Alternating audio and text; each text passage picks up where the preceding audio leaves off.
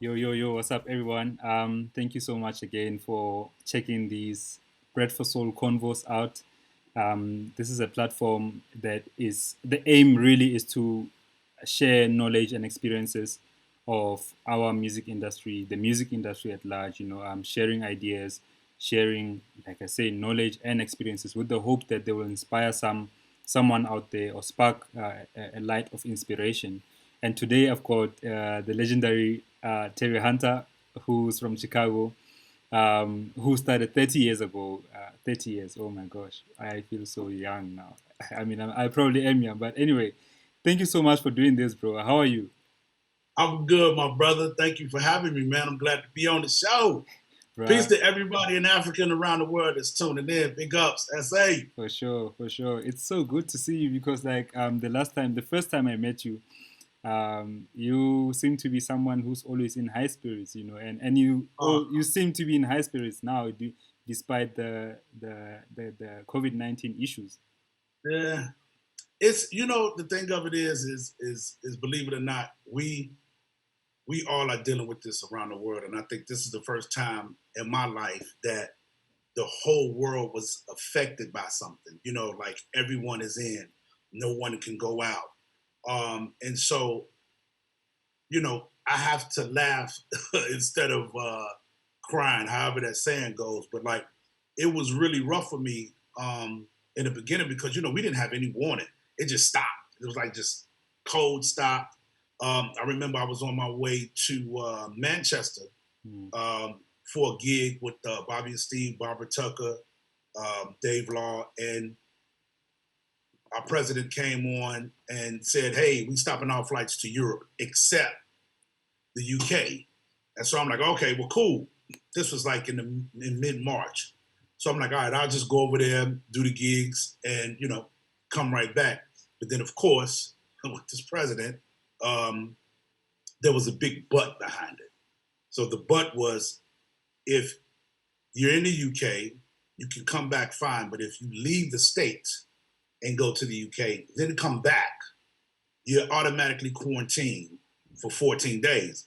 And that was something that I couldn't take a chance on with my family, being at home. And so I opted out not to go, obviously, without Mm. really knowing the severity of what was going on.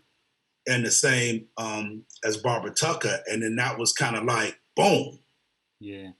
this is for real. You know what I mean? And Mm. so obviously the following week, we were supposed to be doing Southport Weekender. And then it was like chances that was still going to happen because obviously the flights were still going Mm. into the UK. And then, of course, they shut it down all the way. So that's when it kind of happened. It was just like, okay, Southport's done. Now all of my April's done. And Mm. then it was just calls every day, everything in May canceled, June, and so forth. And so obviously, it was a bit of a hard one because I was like, yo, we didn't have any time to prepare or plan or Mm. anything, and it Mm. just the world stopped. Eh, and So I kind of went into my mode because everybody's like, oh, you use this time to be creative and blah blah blah, and and for some people that worked, but for me, I couldn't do nothing in the studio. I didn't have motivation to do anything. Like it took me probably 3 weeks to start doing my first live mix. You know what I mean? mm. So once I got into that, that was kind of my way of kind of venting, excuse me, through playing records. Yeah. But I still wasn't able to get in the studio and do anything. But now I'm finally back Yeah. moving and working. So Bro, I'm glad you're back, but I'm sure it cannot be easy. I mean, I was chatting to DJ Christos just 2 days ago, and he was yeah, planning this massive dance music summit, to give education yes, to people and a festival after that, So he spent a lot of money, and I also know you spent a lot of money. You were about to celebrate your 50th birthday, and yes, you've been promoting it for such a long time. Imagine Your Music Festival.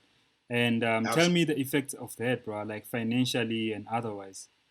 Oh man, listen, it was crazy. So really, before that, I'm a part of the Chosen Few DJs, and so we have a big Chosen Few festival as well, and that's the first weekend of July.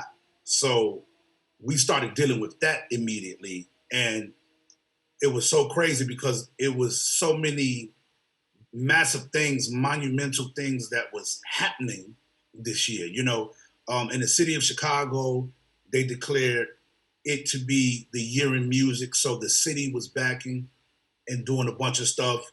And then we was dealing with Chosen Few. So obviously we had to huddle up and figure out, okay, what are we going to do? Mm. And people that haven't been or don't know, Chosen Few is a massive festival that we do, 30 to 40,000 people. And that was a huge decision for us to make. So we canceled that like a week and a half ago. And we're going to try to put together a virtual festival with doing that.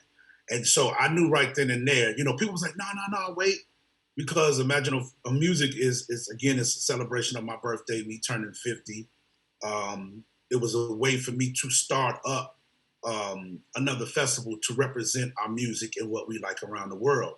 And the title says it, itself, Imagine No Music. So I wanted to get a bunch of creative friends. Obviously, we had to go light this year on the talent. Thank God we did because of what's happening. And I got some friends that wanted to celebrate with me, and we was, planning on doing this every year. So it's funny, you're getting the jump on this because we have not officially canceled yet. So people are going to hear it here. First, we're going to put out a statement on Monday announcing that we're going to cancel, but I think it's the right thing to do. Because all we need is for one person to go over there to get infected, to bring it back to somebody else. And again, we don't know the climate of what's going on in DR, in Dominican Republic, in Punta Cana. Everything is shut down there. No flights are going in there. And they said they was going to resume flights like mid-May. Now it's the end of June, possibly July. And it was just too close to try to take that chance. So the best thing to do was for us to cancel it. And you look forward to doing 2021. And it was, and like you said, me and my partners, it was a huge financial loss because we invested a lot of money in it.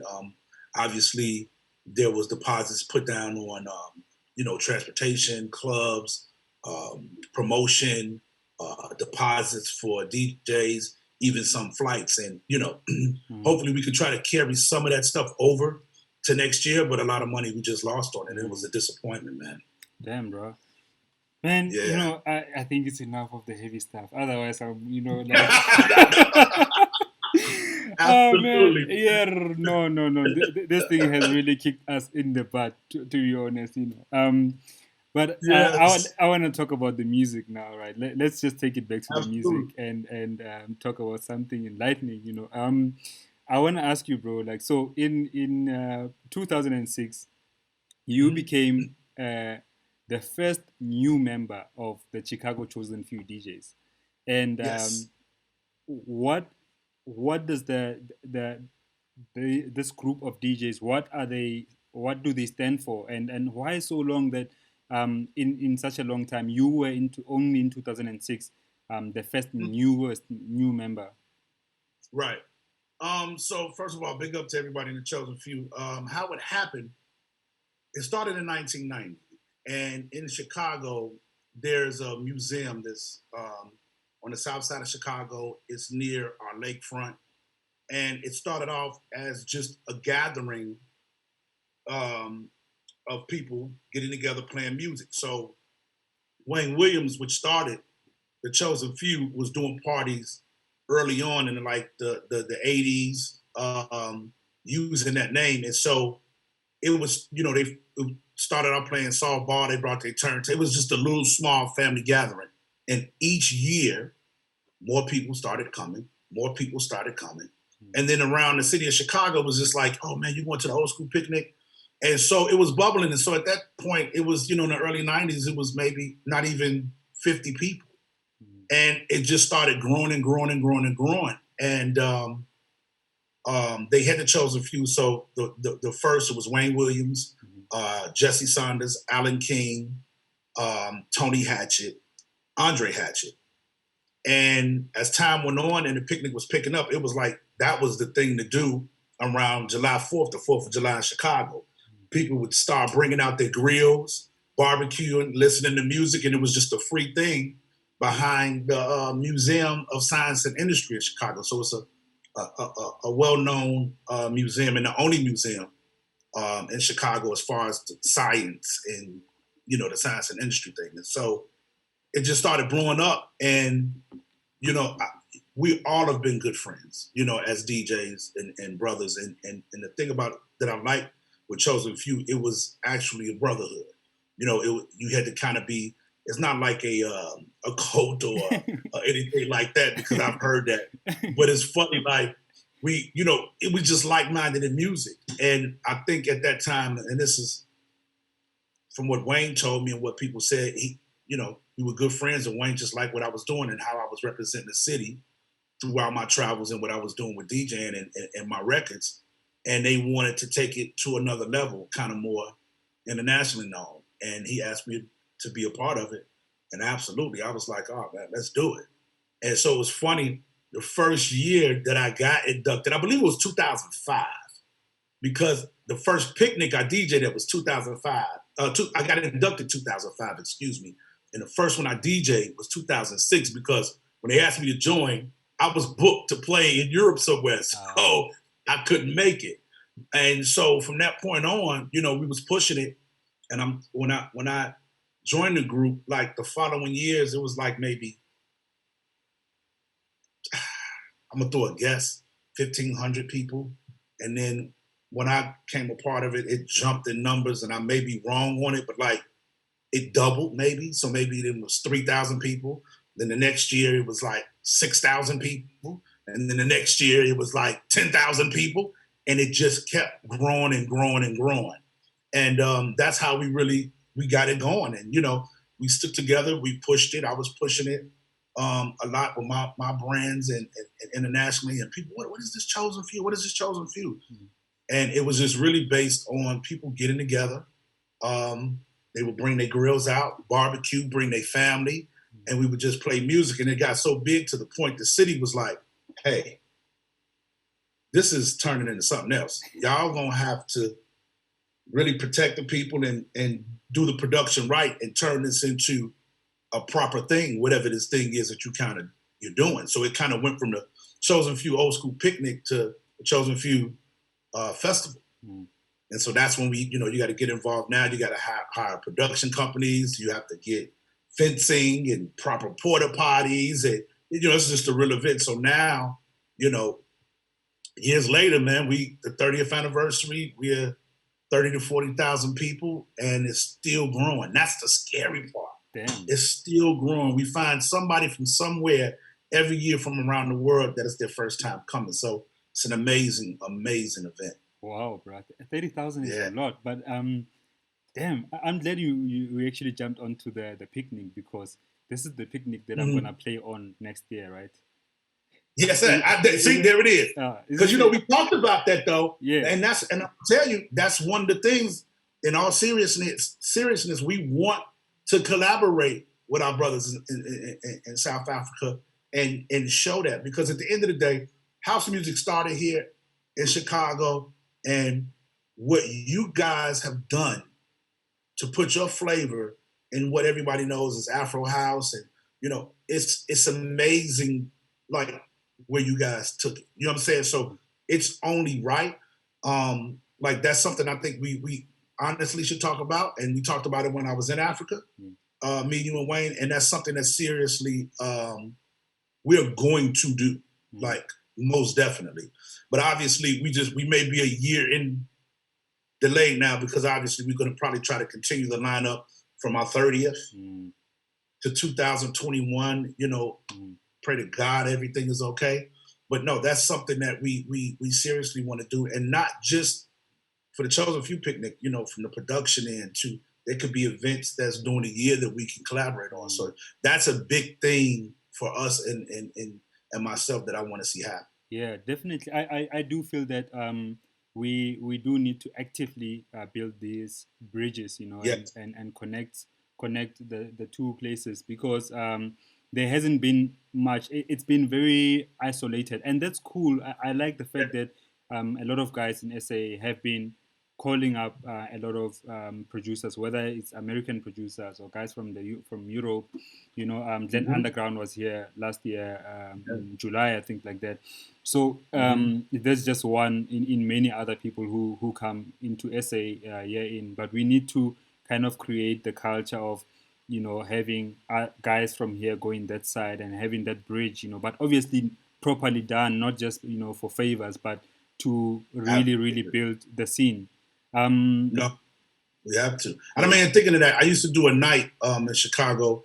Club is now closed. It was called the Shrine, and we did a night called Bang Sundays. And we kind of started back then with that. I was the first one. Big ups to Black Coffee, but I was the first one to bring Black Coffee to Chicago, and he played our night, and also Boosie. So that started with us, in 2013, 14. No, before that, maybe before that. And so that was been on my mind since then, and we kind of started it off with the club, Mm. eventually shut, and the club scene, has been up and down, obviously everywhere, but I think it's very important, and I think it will happen. Mm. I know it will happen on my end, at least. I know Sure. I'm going to do what I got to do to make that connection and help build that bridge, as you say. Big ups for that, brother. I wanted Yes. to also talking about the scene. If you could, what are the significant changes that you've seen with regards to the Chicago scene? Like if you could paint a picture of it 10, 15 years ago, or 20 Mm, years ago, and you look at it now, obviously before COVID-19 lockdowns and stuff. right. What are the significant changes that you can mention that Chicago has went through? One of the to me, I would say the music, right? Because Chicago, in a sense, the early like house crowd, the early guys that were into the music, um, they were more into disco. They were more into the classic early Chicago house stuff. You know what I mean? And so they were stuck in that mind frame. You know what I mean? And so at that time, from like the first time I ever traveled is when I put my first record out in 1990, and everybody was just stuck. They wanted to hear familiar records. They didn't want to hear anything new. And for me, looking at my heroes like Ron Hardy, Frankie Knuckles, I got taught by his family, Brett Morrison, who taught me how to DJ, and I'm listening to what they're playing. They were playing new music, so I never understood at those times when Frankie and Ronnie and all of those guys were doing their thing when playing disco records. Those were new records then. You know what I mean? Mm. So it was like, it was a thing at one point where, hey man, they don't play no more old stuff. They don't play no more classics. And that was a really, really big thing in Chicago that really upset me. And then especially in 90, when I started traveling the world, I started being exposed to all this new music. And I was always into buying records and new music anyway. Mm. But I just remember playing, I swear to you, in a club, and I'll drop a new record that no one knew, and they would just leave the floor, bro. Like, leave the floor. And I just remember this was like the early 90s, man. And I remember people saying, man, you play all that new stuff, you play all that. And it was like, it was just a separation of, man, you playing that New York stuff, man. We don't, and it was a really big gap at one point, and I stuck to my guns. Mm. And then little by little, everybody was getting converted. And that's when I talk about years later, the bang. So, well, even before that, let's go before that. That phase happened, and then hip hop took over. Mm. Hip hop came in and just took over. The house scene kind of died, and when it was dying in Chicago, I was taking off in Europe, and so I was coming back home, and I was upset. Like, yo, I ain't got nowhere to go when I come home to hear any house music. So I was doing a lot of guest spots and a lot of clubs, and then it eventually led me to doing my own night because I was like, yo, I want my city to experience what I'm experiencing around the world. So I want to bring in these international acts. I've had, like I said, Coffee, Louis Vega, Boosie, Josh Milan, Joe Classell. The list is huge. And so in that time, a lot of the DJs, big ups to my brother Mike Dunn, that was just hammering new music. You know what I mean? And it wasn't just us. the whole city started doing. You know what I mean? And so I think that's the biggest thing that happened in Chicago is that we was able to turn the city around because we was in the 80s, you know what I'm saying? The mid 80s, early 80s, we were strong on the music. All of the track stuff that was coming out, Move Your Body, this, that, Joe Smooth, those were new records. Yeah. So I'm like, where did we get this mindset of we're stuck in this era? And so that's one of the biggest things I've seen in my city change musically is that they have embraced new music. Yeah, that is dope. But I mean, it's interesting as well to note the different changes because there's always gonna be resistance at some point, you know, for new music, and for new sounds. And but I wanted to ask you. So I have a feeling that the role of Chicago, when it comes to house music, has changed, you know, in the past. Would you agree to that fact? You know, because I mean, this is where house music started, but the role that Chicago plays right now, where do you see it? Where do you place it? I place it coming back with a vengeance, I would say. I think that a lot of people, you know, everything I look at, you know, the publications are responsible for a lot of the movement that I think that's coming out of the UK. Even here, Big Ups to Five Magazine is always doing stuff in Chicago. But all I'm seeing now and hearing is, oh, Chicago House, Chicago House, Chicago House. And I don't think when people say that, you know, some are stuck in the mindset of the early stuff and some are stuck in the mindset of the forthcoming stuff. So I think right now that Chicago, as in the world, has hit a reset, right? And that reset is allowing us, I think, what's so funny that's a great question. In this past 5 weeks or however long we've been dealing with this pandemic, is that everybody stopped. Everybody is trying to figure it out. And even before that, you know, I felt the movement of what we were doing in Chicago was really shifting. And you got people like, again, myself, Mike Dunn, Glenn Underground, you know, Ron Trent, Ron Carroll. I'm doing a lot of stuff coming up with Gene Hunt, but just all of the singers we have, Teresa Griffin, Shantae Savage, John Pierce, Byron Stingley is still absolutely killing it. I could just name names forever. And I feel like we are now coming together as a unit. You know what I mean? And this pandemic has really helped with doing the live sets and the collaborations and us reaching out to do things together. It's bringing back that unity. It's like, look, you know, it used to be this thing that I was laughing at. I was on the phone with my friend Jazzy Jeff, and we always had these crazy, like... Are you going to ask past there like, Jazzy Jeff, my friend? I mean, like, I know he's your friend, but like, he's also a legendary figure, you know? I mean, too. Nah, absolutely. Yeah. And it's just crazy because the conversations that we have, you know, we speak about music, but we speak as brothers as well. And it was just like, I'm talking to him and I'm like, yeah, you remember, you know, people used to say, hey, you know, he's a bedroom DJ. Or like, I've never went live before on my own platforms. Obviously, I went live for other people's platforms, Mixmag and a bunch of stuff, but I've never went live for my Facebook until this pandemic happened. And I was talking to Jeff and I was telling him, I was like, man, yo, you know what's crazy? Is that people used to talk smack to other people about, oh man, he a bedroom DJ. He DJ in his bedroom in his house. Everybody's DJing from their bedroom in their house right now. So, you can see my setup right there. I've got a DJ setup. Yeah, that's what I do, man. Yeah. So that's what I mean by, like, it's crazy. Everything has stopped and there's a reset and we are all starting from ground zero. Yeah. So as far as the Chicago movement, I see a lot of unity and I'm proud to, because Chicago is already a segregated city. You know what I'm saying? The South Side is totally different from the North Side, and the North Side is totally different from the West Side. Like, Chicago is 3 different cities in one, just from culture, from just everything. You can look at someone in Chicago and be like, oh, he's from the South Side. Oh, he from the west side.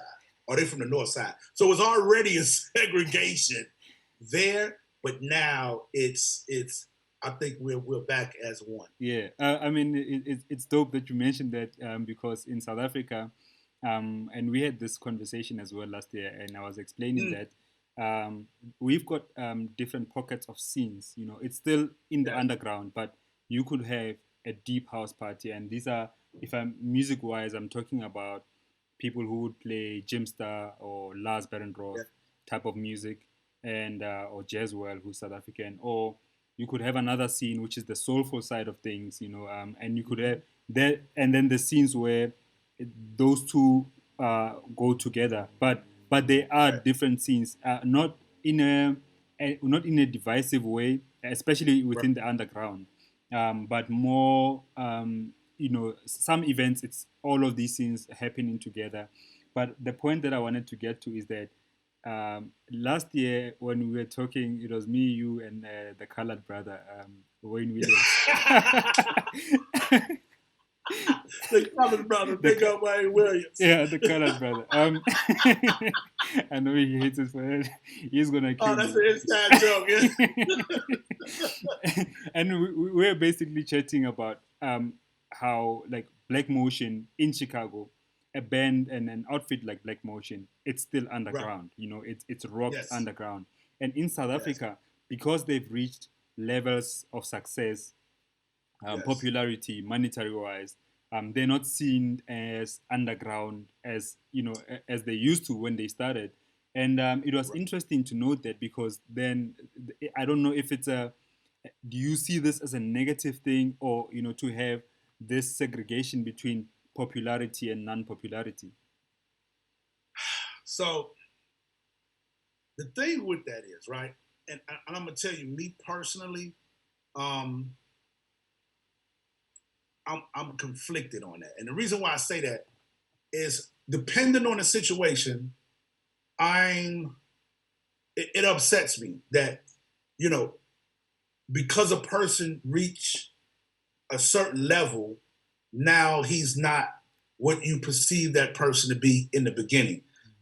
If the music changes to that, then okay, I see, oh, well, you was doing this type of music, but now your stuff is washed down, and, you know, like, you kind of lost it. I get that, but I just think that with that, it's putting a lid, it's putting a cap on artists, and don't do that.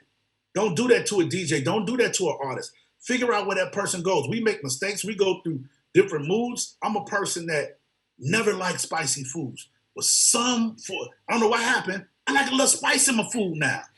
Does that make me not real to what I used to eat?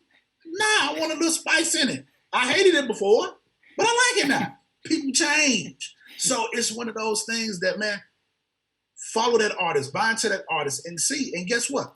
They may not do exactly what you like from the last DJ set or last remix or last album, but follow him and follow his journey. It's a journey. And so I just don't like it when people say, he ain't underground no more. He didn't blew up. He too big now. And I hate all that. People stop. And it happens all over the world. Take the journey. It's a journey, man. Go with that journey. Yeah, man. I just want to offer, I mean, like, go off a bit with regards to the conversation, because you mentioned food, right?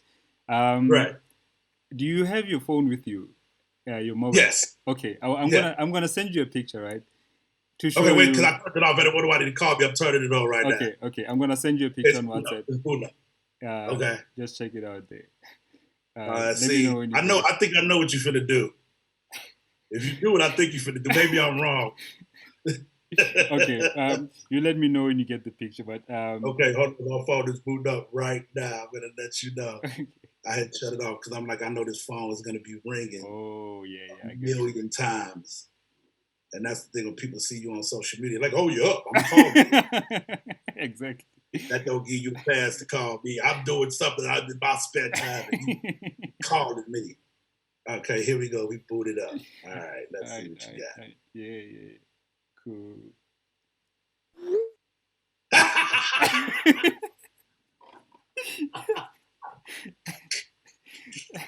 So yeah, Yes. do you remember what you were eating? Yeah, So I remember it was basically like pig's intestines or something like that, right? it was cow intestines. Yeah, Cow. yeah. It's called mohodu. Say it again. Mohodu. Mahon. Mohodu. Mo Oh, Mahodu. Mohodu. Yeah. Mahodu. Yeah. Okay. So Okay. we were at Vinny's Mohodu Mondays, which was the session that he was doing Absolutely. every Monday, and yeah, we had a time, we had a jam, bro. Oh, listen. Yeah, And it was good. it was good. It was I mean, good, man. your face says it was good. I'll share this with people so they can see. Yeah. Absolutely. But just talking about your trip to South Africa, obviously you came and you couldn't play because Yes. the event got cancelled and stuff like that. Yes. You Yes. came all this way. Unfortunately, I was so looking forward to it because I hadn't been in SA in 2 years. Yeah. But yeah, we did an event there. Obviously, it was some politics involved, and it didn't happen, unfortunately. So that's all right. I got to link up with you Yeah. and Vinny, a bunch of friends, and man, we had some fun. So rest assured, we as we talk, we're going to plan something again massive when all of this is over. Yeah. And tell me, does it happen often around the world when you're traveling that you get promoters who don't really are serious about what they do, or do these kind of things happen a lot for you, where you're just traveling so far and you end up not performing, or the gig something's wrong? Yeah, you always incur some kind of problems, but I think the way we run our ship is kind of tight, and from the business end, everything was fine. Obviously, if things go wrong like it did in South Africa, because we were dealing with a great group of guys, but I think there was just some politics involved with them doing something, and they didn't go through the right people, and it just kind of got crazy. So we try to run our business really tight, and when we get there, it's just kind of up to the situation to happen. But for me, I haven't had a cancellation like that in a very long time.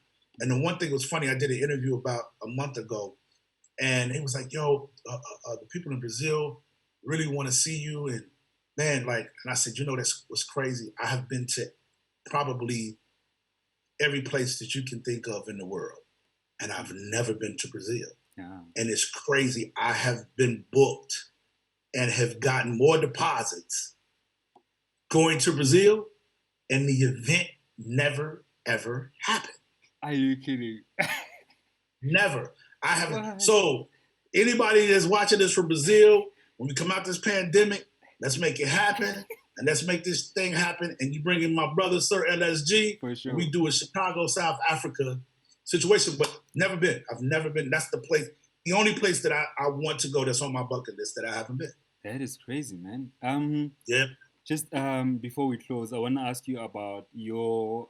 I mean, you did say that you are quite excited about the scene in South Africa and what South Africa has represented, with regards to house music. Who are some of and this is a question somebody sent on Facebook. They wanted to know who are some of the artists from South Africa that you've noticed that you've listened to. Obviously, and I don't want to sound like the obvious, but there's a lot of stuff that, of course, I got to big up Coffee, but the whole the Ralph Gum, just the Ralph Gum, the Go-Go Music family, the stuff that you're doing. Every time I get it, like I told you before, like when I get your stuff, it's like I don't have to listen to it. I'm putting it straight on. Obviously, Black Motion is killing it. I'm going to tell you what I've been that you put me on that I've really been into is if I'm not saying it right, the I'm Piano. I'm a Piano. I'm a Piano. Yeah. Like I've really been checking out the whole vibes because that reminds me of a lot of the early stuff we used to do in Chicago, especially the tempo wise. You know what I mean? Yeah. And so it's like right now we're stuck at, in America and Europe, 122 to like 125. And I'm a Piano is a groove, man. It's just it's that pocket that we really don't get to no more because we plan our sets and it's like, all right, man, we got to start off hitting and then we go. You know what I mean? And so that's really, really, I'm just searching. It's so many people in South Africa, man. You know how when you're in an interview, you're trying to think and it's not the Heavy K. Big up to Heavy K as well. Like love Heavy K stuff. Who else? Who else can I think of? It's so many, and there's so many new people that's doing some stuff as well. So it's just, man, it's just a whole movement. I mean, it's to the point like you guys should really be proud of yourselves because the Afro house, the house that's coming out that you guys are doing, you have influenced us. Look how the American producers and DJs are playing now. They are playing what comes from there. So that's like people, I don't think in South Africa really understand how you guys' music is influencing us. You know what I mean? And so it's so crazy. I got so many, you know, and I don't like to say the word fans, I say family. I got so much family in South Africa that I don't even know. I get messages from young kids, man, like, yo, Terry, we love you. When you come, like, it's mind-boggling that I'm getting messages, I swear to you, 4 or 5 a day from someone that I've never spoke to. Now on Instagram, and I'm looking at their profile pictures, and I'm like, yo, he's not even 20. Yeah. Like, whoa. Like, so that's the thing, man, is that, man, big up to what you guys are doing and understand you're doing it well, man. You're affecting the world, and you're affecting the world with change in a great way because just the way I hear beats now, it's totally different. You know what I mean? Yeah. So, man, salute to South Africa. Shout out to you for that. Shout out to you for saying that. Definitely, bro. I'm so stoked and I'm so happy, you know, that you mentioned those points. Man. And listen. But I want to get to something else here. That you mentioned that it's the age. This gets me excited all the time when I think about the South African scene, right? We've got a very young consumer market when it comes to house music. And Absolutely. I'm talking kids from 15 years. There's a friend of mine who's a producer. I was speaking to him on Monday. He started production at 11 and doing house music. You know what I mean? 11 years of age. And this guy, he's hitting this. He's 25 now. But there's a lot of young kids like that. And that's what I really love. One of the things that I really love about the South African scene. But when I want to ask you, when you guys are getting these 30,000 people for the Chosen Few, what is the age group looking like there? Like, you know, what's so crazy about that I love is, let's take my son, right? My son is 12 years old, right? He goes to the picnic. He's grown from a kid to, he loves house music. He has no choice. My other son's 23, right? He grew up on house music. Yes, they love their young music, all the trap, hip hop stuff, but he loves and has an appreciation. So the one thing that I would say, there is no other event in Chicago that has kids from 5 years old to 20, and then 20 to 30, 30 to 40, 40 to 50. And so I would say, man, from 5 to 60. And I'm saying that for real. Yeah. Because again, Chosen Few is built off of a family situation. So we're the only event where we let me give the people some history so they can really understand about Chosen Few. Yeah, please. Picnic opens up. The festival, the gates open at 7 a.m. The first DJ goes on at 8 a.m. People are lined up to get in the Chosen Few picnic from 2, 3 in the morning. Because what happens now, before a few years ago, we didn't have it.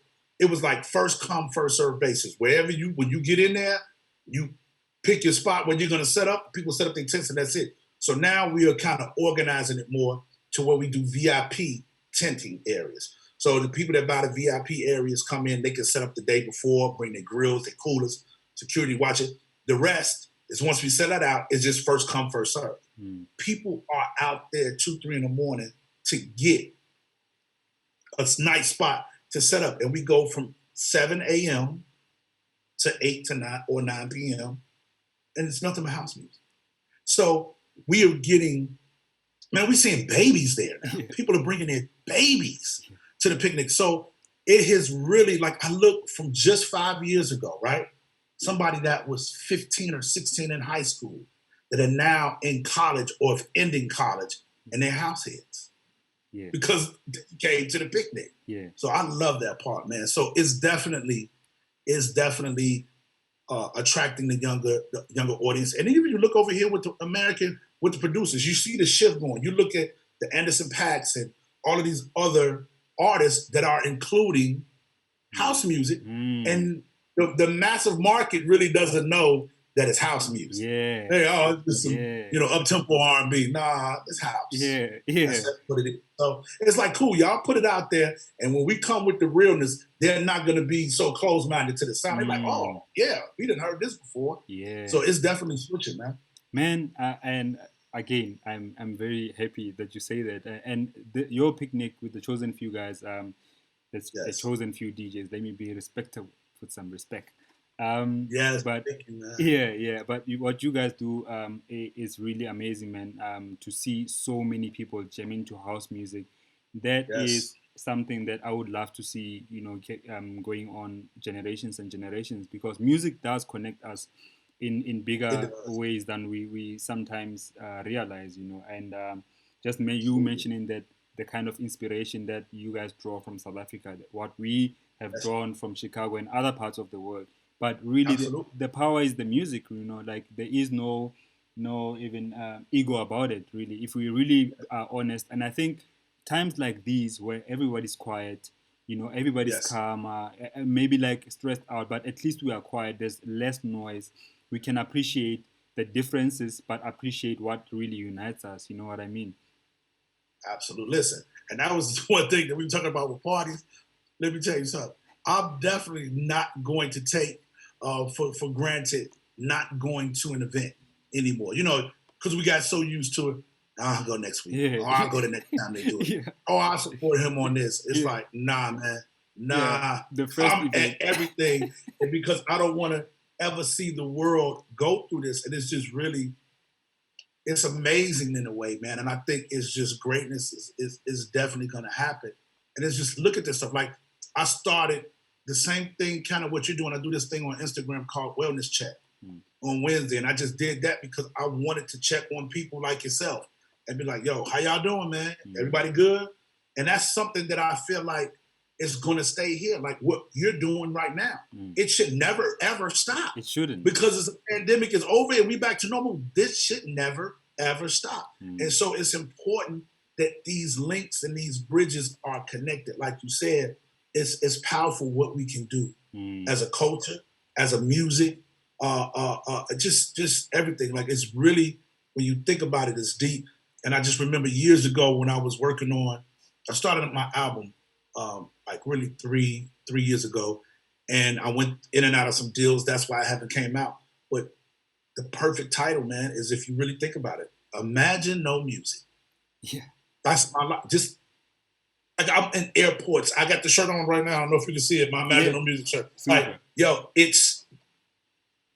I walk through the airport. I walk down the street, and people look at the shirt and be like, "Oh man, wow, I can't imagine that. Wow, where can I get that from?" And so that statement really, more than ever, holds true to what the times that we're in right now. Just imagine no music, brother. I would not be on this computer, on Zoom, doing this interview if it wasn't for music. For sure. So I will never, ever take this for granted again in my life. Because I did. You always think in your mind, that's good. Yeah, that's good. Yeah, whatever. Nah, man. This is a wake up. Yeah. It's definitely Bro, yes, as you said so much. And I really appreciate your views and your points. I really also appreciate the time that we're in. I miss the craziness, that they can bring, but there are a lot of positives. If we look at it in a different way, there can be a lot of positives, bro. Bro, there's so much that I didn't get to ask you, but I think we'll do another one at some point because Man, uh, ask away. I know we got to end the show, but I'm here for you anytime, brother. yeah. Like, and when is this airing? If you Uh, don't mind me asking. Today would be Thursday morning. Oh, so Thursday morning. So listen, if everybody in South Africa, we're doing something special. If I can plug this, um, Ron Hardy was a pillar of Chicago music, and he passed away. And what we did with a group of friends, um, Frederick Dunson from the Frankie Knuckles Foundation, myself and the Chosen Few spearheading a situation where Ron passed in 1992. And to this day, he does not have a marker or a headstone on his grave. And so what we did was we got together, used my platform, because when I go live, I want to be able to give back. I just don't want to go live to be going live. I want to go live with a purpose. So if anybody from South Africa or anybody around the world is seeing this, know when they see my live there, we're accepting donations and ask people to give to people that has been directly affected with this COVID-19 thing. My very first live, we had a fundraiser for the Frankie Knuckles Foundation, and they gave to people that were dealing with the COVID-19. I did something with a foundation, Women Empowered, and we was able to feed and still doing it 200 senior citizens and or elderly people that need food, and they deliver it for free. And so this one, we're doing a fundraiser to get Ron Hardy his headstone. For those of you that don't know, understand this man is responsible for so many people's careers like myself, but Marshall Jefferson, DJ Pierre, Larry Heard. I can just keep naming that the club that he played at, the Music Box, was a staple. And so we're coming together, we're doing a fundraising for him, and we're doing a live streaming Friday. If you guys are up, please check it out. We have a lot of the DJs. We have myself, Mike Dunn, Wayne Williams, Ron Carroll.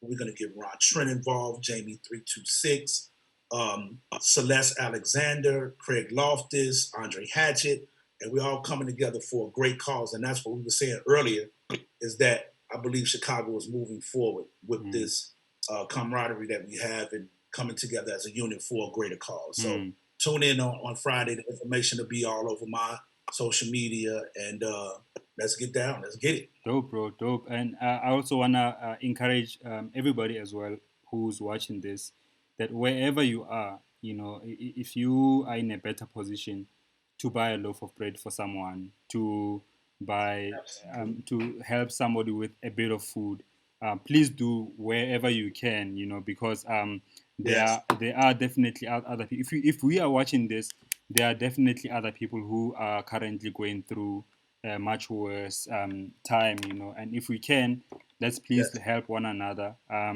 because at the end of the day, we are all human, like if you can help, and it doesn't even have to be a huge amount or anything, anything small. You see somebody who needs food, help out, bro. That's it. Bro, yeah, thank you so much for sitting down, Listen, bro. man. Like, I really really Thank you. appreciate it. No, man. I'm inspired, and I'm not saying it in a vague way. I'm truly inspired by your work, and for somebody to have lived the career of music. You've been doing music for 30 years. I'm 32 years, bro. Like, you started playing music while I was a baby, and for somebody to do that so successfully and make a career out of it and still remain a nice person, I think it's commendable, and I really appreciate that, brother. That means a lot, man. Thank you, for real. Thank you so much. That means a lot, bro. Sure. I can't wait for you to get back, man, so we can give you some more mohodu and maybe throw in a head, head of a cow there, other stuff. There you go. Listen, big up. Listen, I have to say, shout out to my girl, Monique Bingham, right? Yeah. And I love her. We've done a lot of work together, and we got more to do, but she's always in South Africa. And I asked her, I was like, I need you to do me a favor. She's like, anything, what? And I had her go get me this sticky plum sauce that is from, oh my God, I know, why am I blanking? It's the restaurant in Nelson Mandela Square. It's a steak restaurant. What is the name of it? Sakumzi. Which one? Was it Sakumzi? No, it's right in the Nelson Mandela's at the square. It's a steak restaurant there. God, what is the name of it? I can't believe I'm blanking. Whatever it is, Monique brought me this. I had it. I was eating some beef ribs, and they put that on. And I asked them, I was like, yo, what is this sauce? And they was like, oh, they make the sauce there. And big up to Monique Bigham. She brought me the sauce back all the way from SA, man. And every time I barbecue, I use it. It's amazing. dope, bro. I'm gonna send you a picture of it. Yeah, so thank you. Bruh, no, thank you. I think let's park this here and we'll pick it up, because I still want to ask you about your work with Aretha Franklin, how you did that massive hit with Jennifer. Let's do a part 2. Yeah, gonna set up a part 2. We're gonna do a part 2, definitely, Absolutely. bro. Let's get it, man. Let's do it. Thank you so much, bro. Thank you, my brother. Peace out.